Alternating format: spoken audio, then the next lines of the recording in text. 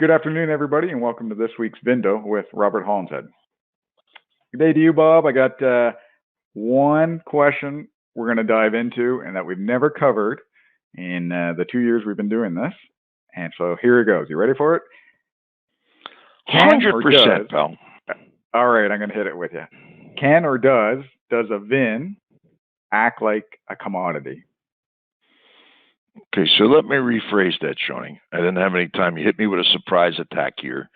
So I think the better question is a VIN a commodity? And I think without any question or doubt, and I've been saying it for more than 30 years, it absolutely is a commodity. The reason no one's ever been able to commoditize a VIN is because you have to have many different things in place to verify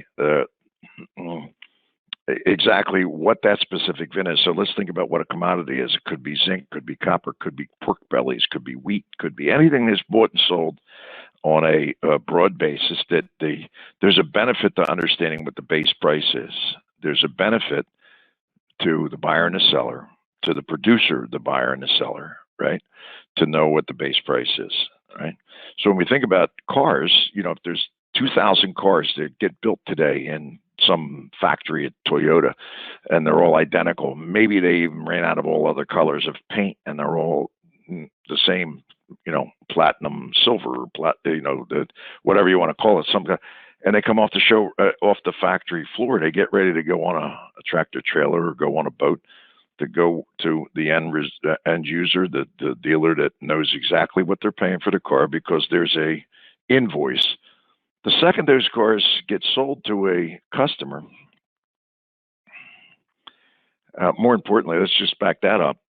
Depending on if that car is sold immediately or if it sits in inventory for 30, 60, 90, 120 days, which it hasn't recently, but it will again shortly, because of whatever reason, all of a sudden, that particular VIN number starts changing in value, right? So when a car actually, and we know the color, the equipment, the motor, the number of doors, the leather, no leather, moon, no moon, wheels, no wheels, right? So that's the base identifier. It's pork bellies. No, it's corn, right? No, it's this. Now we know we got. I'll get to the point why this. I personally have always thought it's extremely important. Why we build a tool that actually extracts all the information necessary to commoditize a VIN. Because the ultimate goal is communication. It's letting a buyer and a seller know exactly what they're looking at, setting a base price. So if you're a buyer for corn, but you're Kellogg's and you need more corn because you got to make more cornflakes, you ran out of corn, you're going to be a much more motivated best end user of corn than somebody who already has it in stock and actually it's getting moldy and they got to get rid of it. You're not going to be a bidder, and therefore you won't be part of the commoditization product. So the Toyota that came off the thing and it went to the dealer, and of course they got sold immediately, but the one that didn't, all of a sudden that as a commodity based on the marketplace starts to change. Now, goes over the curb, right? Has a dent, a scratch, a wheel, wasn't even your fault, an accident, right? We start to actually have characteristics that are completely unique than the other ones that were built on the same day with all the same equipment, right? Now, what that means is, in order to understand, not from a book value standpoint, which has nothing to do with the VIN-specific valuation of the car, has nothing to do with it, because there you're grouping things together in a broad sense and nobody's striking a check. There's no insurance behind it to say this is the VIN value, the commoditized value of that particular item, right? As all these vehicles go into their own neighborhood, their own garage, their own thing, service, no service, accident, no accident, dent, scratch, no. Let's call it the market has changed over a period of time, like it has recently, where cars that were selling 4, 5, 8, 10,000 over MSRP are now back to, in many cases, a drastic, disastrous depreciation circumstance. Take a Audi e-tron that were on fire. Now you can't give them away. Audi e-tron in 2022, the car was worth 90-something thousand. All of a sudden, at 50,000 in a broad, aggregated marketplace, there's nobody bidding. that commodity value, that, and with a bad Carfax, and with 23,000 miles, now you already have gotten that vehicle into a point where it really has no best end use. So how do you value it? You follow me? The tool that we've built is completely unique from any other tool that exists from a evaluation standpoint. When you look at it as a valuation product, it takes all the information: where it was sold, new, how much was sold, where it is now, how much they were, what kind of service history. In other words, is there dent and a scratch? Are there common problems that haven't been addressed, et cetera, et cetera, et cetera? Use the OBD, which on your broadcast we've had, Keith McCord on, talking about how that product is unique to the market from a OBD standpoint, and how it integrates into ours in order to extract the information that actually quantifies the commodities value of that particular VIN. See, different than gold. Gold can be categorized 24 karat, 18 karat, et cetera. So we know what 24 karat gold trades for in a marketplace because it's a commodity on a daily basis. Different than that. And no matter what you do to gold, you can pound it, you can do all kinds of things to it. It still has a fundamental value that's based on the weight of a specific ounce, purity of the object. With a VIN, and now we're going to get to the reason why I believe, and I will always continue to believe it's important. In order to know what we're asking for something, first, what it is at the wholesale level, what it's actually worth, how much you could sell it for today, how much a willing buyer in that category of cars exposed in a broad marketplace where, in our case, there could be 300 people looking at it when it's sitting on an auction block for 14 seconds.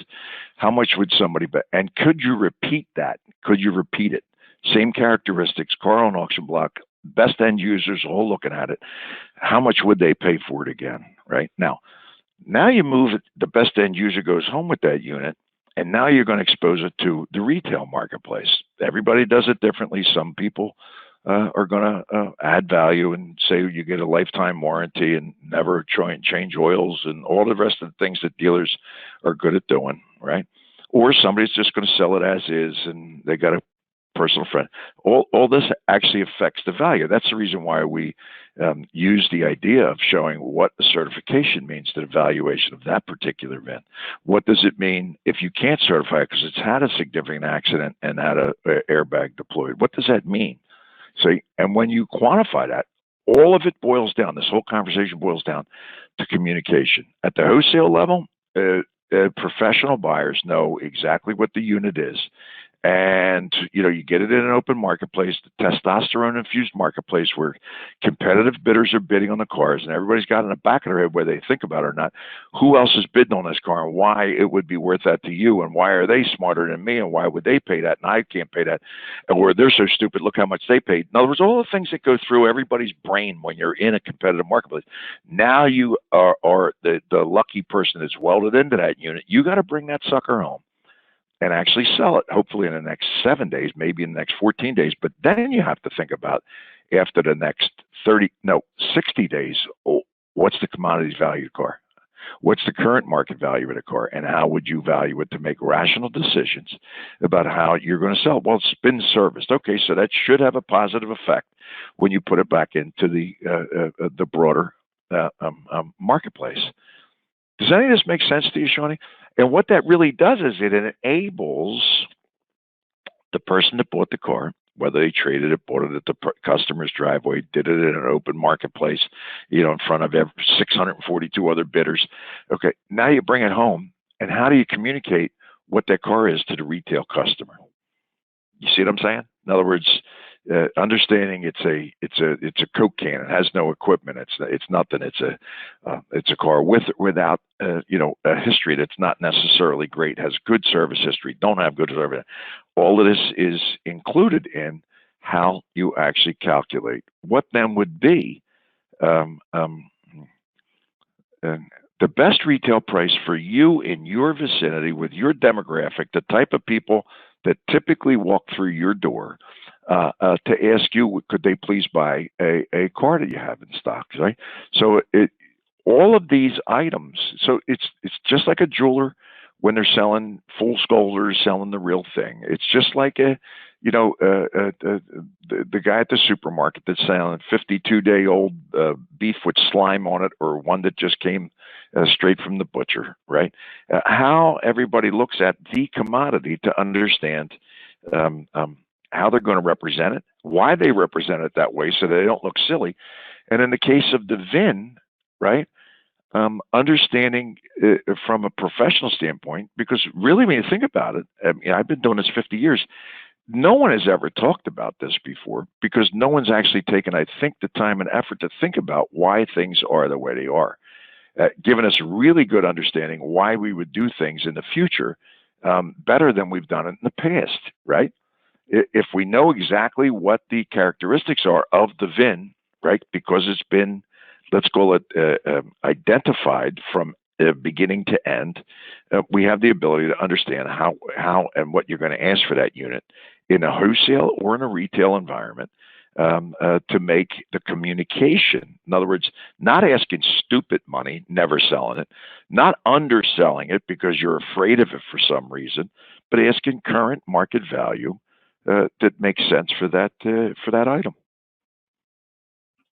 You sleeping, Shawnee? Did I put you to? Did I hear you snoring in the background?